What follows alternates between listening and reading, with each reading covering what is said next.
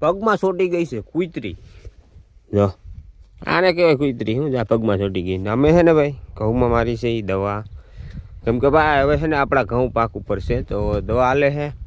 જેમ કે દાણો કારો ન થાય, કારો ડંખ ન લાગે એના માટે છે ને દવામાં હાલે છે દવા. અને ભેરું એક ખાતર પણ છે, આ ખાતર છે ને દવા પડી છે. હા, તો એવું કામ ગોઠવાઈ ગયેલું છે મારે. તો છે ને મારો ભાઈ છે ને આમ ગયો છે આપણી ઓલી જૂની ઓળી દેખાય જરા ત્યાં પાણી લેવા. તમારે મેરું છે પાણી. તો હમણાં ભાઈ છે ને લગ્ન પર્સનલ હતા તો એમાં ગોઠવાઈ ગયેલો હતો. એક થોડુંક કામ હતું યજ્ઞનું.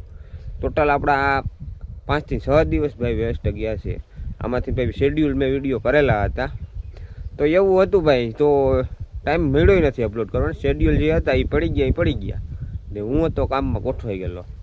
તો એવું હતું ને હવેથી ભાઈ આપણા વિડીયો છે ને ચાલુ રહેવાના હે હબાવના.